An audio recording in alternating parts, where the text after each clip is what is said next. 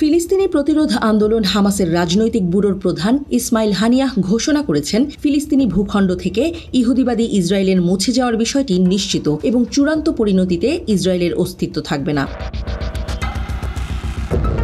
বুধবার এক ভাষণে হামাস নেতা এই মন্তব্য করেন। নাকবা দিবসে তিনি বলেন, আমাদের ভূমি থেকে ইসরায়েলের অপসারণ কোরআনের অনিবার্যতা এবং ঐতিহাসিক সত্য। তারা ফিলিস্তিনি জনগণকে ধ্বংস করতে এবং তাদের পবিত্র উদ্দেশ্যকে শেষ করতে নাকবা শুরু করেছিল।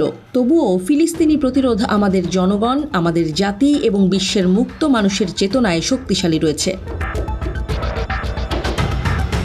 ফিলিস্তিনি নেতা প্রতিশ্রুতি দিয়েছিলেন ৭ অক্টোবর গাজা উপত্যকা ভিত্তিক প্রতিরোধ আন্দোলন দ্বারা পরিচালিত ইসরায়েল বিরোধী অভিযান মুক্তি ও স্বাধীনতার সূচনা হিসেবে কাজ করেছে।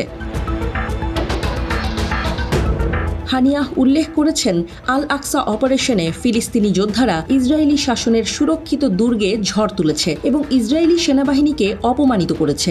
আমরা দেখেছি কিভাবে তারা গণহত্যা এবং নির্যাতন দিয়ে তাদের ব্যর্থতা এবং লজ্জা ঢাকতে চেষ্টা করে।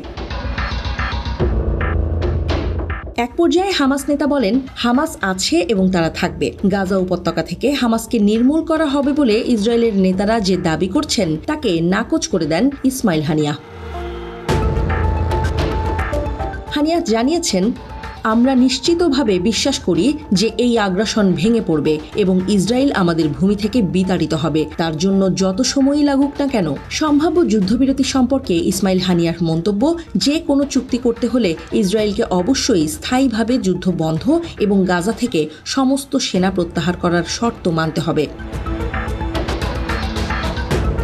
নাকবা দিবসে আরেক গুরুত্বপূর্ণ ঘটনা।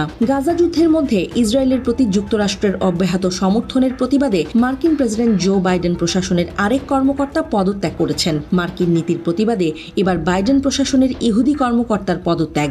লিলি গ্রিনবার্গ প্রথম ইহুদি মার্কিন প্রশাসনিক কর্মকর্তা, যিনি গাজা যুদ্ধে মার্কিন নীতির প্রতি প্রতিবাদ জানিয়ে প্রকাশ্যে পদত্যাগের ঘোষণা দিয়েছেন। তিনি মার্কিন স্বরাষ্ট্র দপ্তরের চিফ অব স্টাফের বিশেষ সহকারী ছিলেন।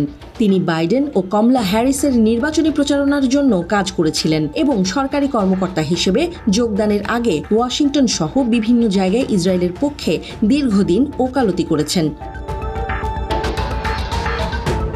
রাফায় ইসরায়েলের পূর্ণমাত্রার স্থল অভিযানের মধ্যে নতুন করে তেল আবিবের জন্য মার্কিন অস্ত্র সহায়তার পরিকল্পনা ঘোষণার একদিন পরেই প্রকাশ্যে পদত্যাগের ঘোষণা দিয়েছেন লিলি গ্রিনবার্গ। গত অক্টোবর গাজা যুদ্ধ শুরু হওয়ার পর থেকে বাইডেন ইহুদিদের বিষয়ে যেমন মন্তব্য করেছেন তারও নিন্দা জানিয়েছেন লিলি। একটি মন্তব্যে বাইডেন সতর্ক করে বলেছিলেন, ইসরায়েলের অস্তিত্ব না থাকলে বিশ্বে কোনো ইহুদি নিরাপদ থাকবে না। বাইডেনের এমন মন্তব্যের নিন্দা জানিয়ে লিলি বলেছেন, বাইডেন যুদ্ধের জন্য ইহুদিদের নাম ব্যবহার করেছেন, এটি খুবই ভুল কাজ। পদত্যাগপত্রে তিনি লিখেছেন, আমি আর ভালো বিবেক নিয়ে এই প্রশাসনের প্রতিনিধিত্ব করতে পারছি না।